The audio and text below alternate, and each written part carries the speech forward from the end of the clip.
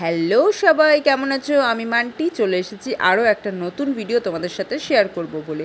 তো আজকের এই ভিডিওটা কিন্তু পয়লা বৈশাখের ভিডিও, মানে পয়লা বৈশাখের দিনের ভিডিও। সেই দিন আমরা কি করেছি, কোথায় গিয়েছি, কিভাবে কাটিয়েছিলাম, সেটাই তোমাদের সাথে শেয়ার করব বলে এই ভিডিওটা। তো পয়লা বৈশাখ অনেক দিন হয়েছে, চলে গিয়েছে, তার মাঝখানে অনেকগুলো দিন পেরিয়ে গিয়েছে। আমি কিন্তু তারপরে তার মধ্যে এই ভিডিওটা আর এডিট করে তুলে উঠতে পারিনি, কারণ বিভিন্ন কাজের চাপে আর করে ওঠা হয়নি। তাই আজকে একটু সময় হয়েছে, তাই ভাবলাম তোমাদের সাথে শেয়ার করি আজকের এই ভিডিওটি। তো পয়লা বৈশাখে আমরা সেরকমভাবে কোনো কিছুই করিনি, বাড়িতেই ছিলাম, বাট বিকেলের দিকে একটু বেরিয়েছিলাম। গিয়েছিলাম আমরা শিলিগুড়ি, আনন্দময়ী কালীবাড়ির উদ্বোধন হয়েছিল দুদিন আগে, পয়লা বৈশাখের দুদিন আগে সেখানে গিয়েছিলাম, কারণ সেখানে আমার জেঠিমা আর আমার পাড়ার এক কাকিমা রয়েছে, তাদের একটা নাটক ছিল, তো সেটাই আমরা দেখতে গিয়েছিলাম। তো সেখানে গিয়ে যেটা হলো সেটা হলো গিয়ে নাটকের জন্য একটা স্টেজ তৈরি করা হয়েছিল, কিন্তু প্রচণ্ড পরিমাণে বৃষ্টি পড়ছিল বলে স্টেজের মধ্যে আর নাটক হয়ে ওঠেনি। মন্দিরের প্রাঙ্গণেই কিন্তু নাটকটাকে ওরা করেছিল, আর সেটাতে সবথেকে বড় সমস্যা হয়েছিল মাইকের, মানে শোনা যাচ্ছে না। তো সেই জন্য আমি কিন্তু সাউন্ডটাকে মিউট করে দিয়েছি, কারণ কিছুই শুনতে পারবে না সেই কারণে। আর বাইরে কিন্তু প্রচণ্ড পরিমাণে বৃষ্টি হচ্ছিল, সেটাও একটা কারণ ছিল না শোনার।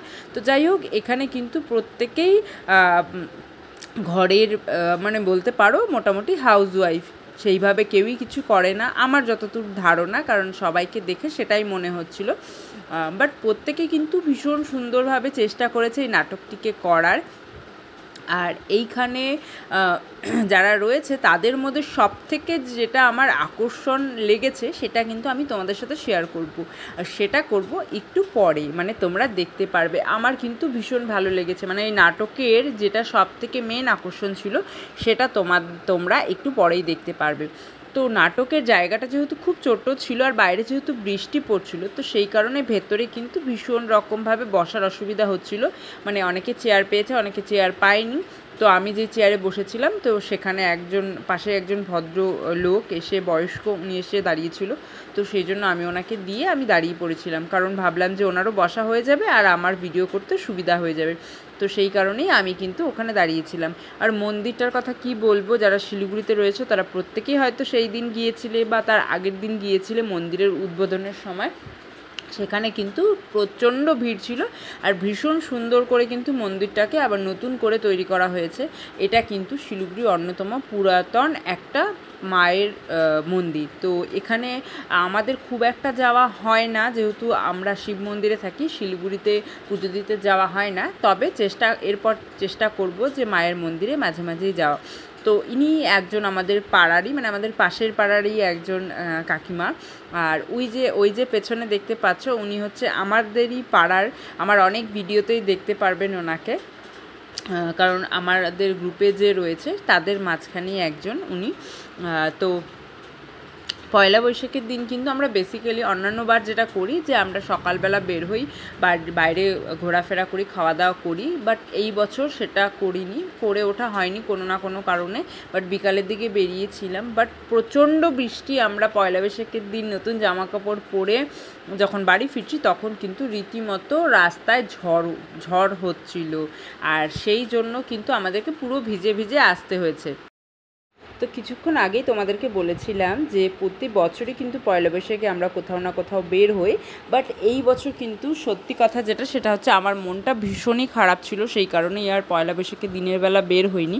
সেই কারণটা হচ্ছে, কোনো একটা বছর আমার মনে আছে, আমি আবার কিছু কিছু জিনিস আছে যেগুলো কিছুতেই মাথা থেকে বের করে ফেলে দিতে পারি না।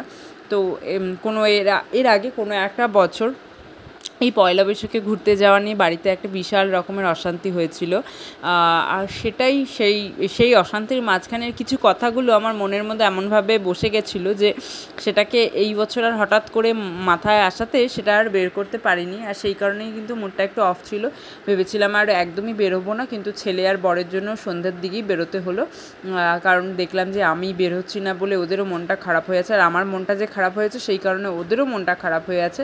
আর সেই কারণেই ভাবলাম যে না, চলো এখন বিকেলের দিকে আমরা রেডি হলাম, রেডি হয়ে বের হই।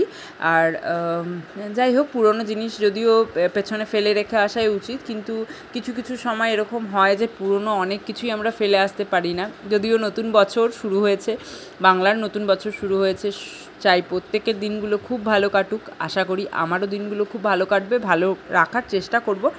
তারপরে তো পুরোটাই রয়েছে ভগবানের হাতে, উনি ঠিক যেমনটা চাইবেন তেমনটাই হবে।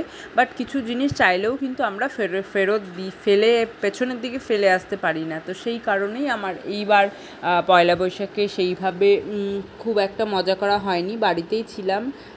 সকালে উঠে ভগবানকে পুজো দিলাম, গণেশকে পুজো দিলাম, সমস্ত কিছু করে রান্না সেরে খাওয়া দাওয়া করে একটা ঘুম দিয়ে তারপরে ভাবলাম যে না, আর মন খারাপ করে লাভ নেই, কারণ এই দিনটা কিন্তু আর ফেরত আসবে না। তো সেই কারণেই আমরা আবার রেডি হয়ে বেরিয়ে পড়লাম। ভাবলাম কোথা থেকে ঘুরে আসবো, কোথাও ঘুরতে যাওয়ার জায়গা নেই। বর প্রথমে বলেছিল পাহাড় নিয়ে যাবে, কিন্তু পাহাড়ে যাওয়ার যেহেতু অনেক সন্ধে হয়ে গিয়েছিল, তো সেই জন্য আর অত বেলা করে পাহাড়ে গিয়ে লাভ নেই, কারণ অন্ধকার হয়ে যাবে। তো সেই কারণে আমরা আর পাহাড় যাইনি। আমরা ভাবলাম যে না, চলো, জেঠিমার যেহেতু প্রোগ্রাম রয়েছে 7টা থেকে, তো আমরা সেখানে গিয়ে উপস্থিত হলাম। সেখানে মা বোন এসেছিলো, তো যিশুর তো খুবই মজা হচ্ছিলো যেহেতু বোন এসেছিলো।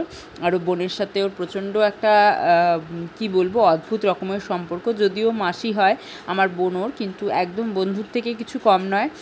দুজন দুজনকে প্রচণ্ড হিংসে করে, ঠিক যেমন তেমন আবার খুব ভালোবাসে। যেহেতু দুজনেই বাড়ির ছোট, মানে আমার ছেলেও ওই বাড়ির, মানে আমার মা বাপের বাড়িতে একদম ছোট, আর আমার বোনও ছোট, সেই কারণেই। তো যাই হোক, এই যে দেখো এখানে নাটকটা মোটামুটি অনেকটাই হচ্ছে। তো এইখানে যে এখনই যার এন্ট্রি হলো, হোয়াইট কালারের শাড়ি আর রেড কালারের ব্লাউজ, সে হচ্ছে আমার জেঠিমা। আচ্ছা, জেঠিমা বললে অনেকেই বুঝতে পারে না, জেঠিমা বলতে বড় মা। আমি আমার জেঠিমাকে বড় মাই বলে ডাকি। যেহেতু বাড়িতে আমি প্রথমে আমি একাই মেয়ে ছিলাম, আর আমার জেঠু আর আমার বড় মা মানে যিনি রয়েছেন, তো তারা আমার মা বাবার থেকে কোনো অংশেই কম নয়। আমি তো বলবো আমার জীবনে এখনও অবধি বিয়ে হয়ে গেছে ঠিকই, তবুও আমার জেঠিমা আমার জেঠু ঠিক মা আর বাবার সমান ভালোবাসা রাখে। তারা আমাকে সমানভাবে ভালোবাসে। আমার জেঠুও ঠিক তার মেয়ে রয়েছে, বাট তবুও কোনো দিনও মনে হয়নি যে আমাকে সবসময় বাড়ির বড় মেয়ে মনে করে। তো সেই কারণেই আমি আমার জেঠিমাকে বড় মা বলেই ডাকি। তো আর সব থেকে এবার নাটকের যেটা আকর্ষণ আমাকে করেছিল, সেটা হচ্ছে এই যে দেখতে পাচ্ছ এখানে একজন বয়স্ক মহিলা, ইনি হচ্ছেন এই নাটকের সব থেকে শেষে এন্ট্রি নিয়েছিল। আর এনাকে আমার সব থেকে বেশি ইন্টারেস্টিং লেগেছে। আমার তো ভীষণ মনে ধরেছে। আমি গোটা নাটকটা আমি ঠিক কতটা কি বুঝেছি জানি না, তবে এটা বুঝেছি যে ইচ্ছে থাকলে উপায় হয়। কারণ আমি জেঠিমার কাছে শুনেছি যে উনি নাটকের দলের কাছে এসে, নাটকের যে স্যার ছিল তার কাছে এসে রিকোয়েস্ট করেছে যে বাবা, তুমি আমাকে যাই হোক না কেন, তুমি আমাকে নাটকে একটা পার্ট দিও। উনি নাকি করবেন। তো এইখানে কিন্তু উনি নাটকে পাঠ করেছেন, আর যেটুকু করেছে খুবই সামান্য, একদমই খুবই সামান্য, কিন্তু আমার কাছে অসাধারণ লেগেছে।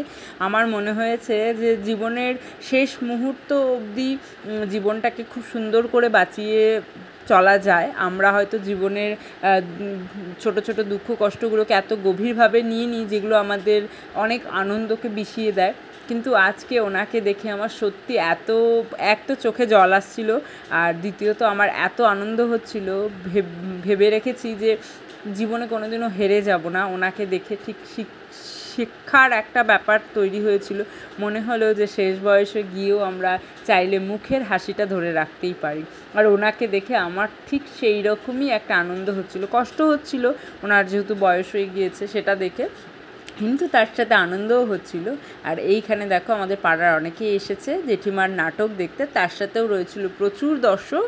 আর নাটকটা কিন্তু মোটামুটি এখন শেষ হয়ে গিয়েছে, আমরা এখন যাব। তার আগে গল্প করছি এখানে পাশে যিশুর তো সারা দিনটা খারাপ গেলেও কিন্তু সন্ধ্যের দিক থেকে সন্ধ্যেটা ভীষণ ভালো কেটেছে। আশা করব প্রত্যেকের আগামী দিনগুলো খুব ভালো কাটবে। তো চলো, ভিডিওটা আজকে এখানেই শেষ করছি। সবাই খুব ভালো থাকবে, টাটা।